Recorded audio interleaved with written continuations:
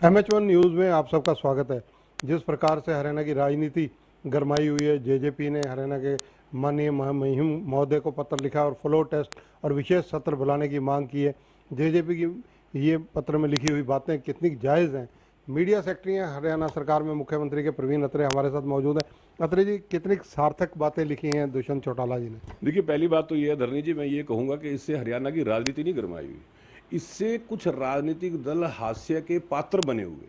मतलब जिस राजनीतिक दल के अपने विधायकों का ठिकाना नहीं, जिसके राजनीतिक दल के विधायक जिसके साथ नहीं है, अगर वो राजनीतिक दल इस तरह का पत्र गवर्नर को लिखे तो मुझे लगता है ये हास्यास्पद है। ये केवल जेजेपी और कांग्रेस की आपसी शय और मात का खेल है।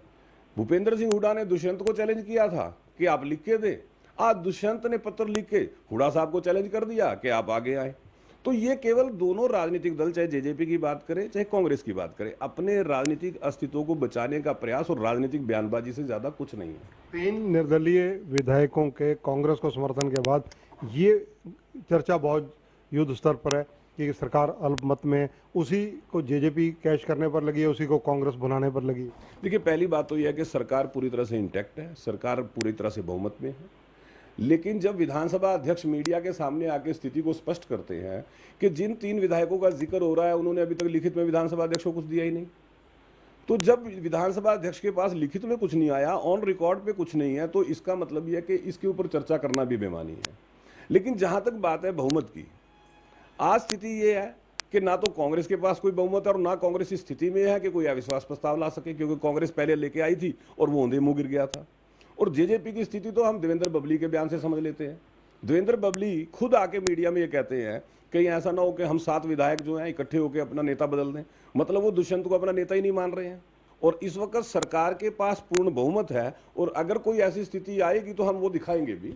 तो मुझे लगता है कि बजाय आपस में ये राजनीतिक चालें चल के जनता के बीच में हास्य का पात्र बनने के, इनके अपने राजनीतिक अस्तित्व की तरफ देखना चाहिए।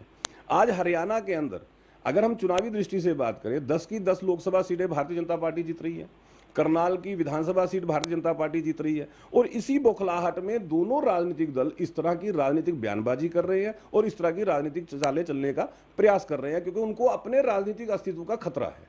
तो इन सब चीज़ों का बीजेपी पर कितना प्रभाव रहेगा? ये जो राज्यपाल को पत्र लिखे जा रहे हैं, फ्लोर टेस्ट की मांग की जा रही है।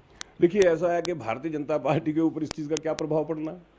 भारतीय जनता पार्टी के पास पूर्ण बहुमत है, नंबर 1। भारतीय जनता पार्टी चुनाव जीतने जा रही है, नंबर 2। इनका सुपड़ा साफ होने जा रहा है, नंबर 3। तो जब इस तरह की स्थिति हो, जब प्रदेश की जनता भारतीय जनता पार्टी के साथ खड़ी हो, जब प्रदेश की जनता पूर्व मुख्यमंत्री मनोहर लाल के कार्यों की सराहना करते हुए भारतीय जनता पार्टी को बड़ा मत देने जा रही हो, मोदी जी के कामों को देखते हुए जब जनता भारतीय जनता पार्टी को बड़ा मत देने जा रही हो, ऐसे में इस तरह के राजनीतिक दलों के बयानबाजी से मुझे लगता है कि कोई फर्क नहीं पड़ता। धन्यवाद। तो ये हैं प्रवीण अत्रे, मीडिया सेक्रेटरी हरियाणा के मुख्यमंत्री के।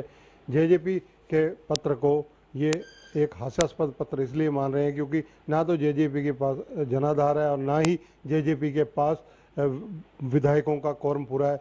ये कहना है प्रवीण अत्रे का। कैमरामैन जितेंद्र हंस के साथ चंद्रशेखर धरनी, MH1 न्यूज़, चंडीगढ़।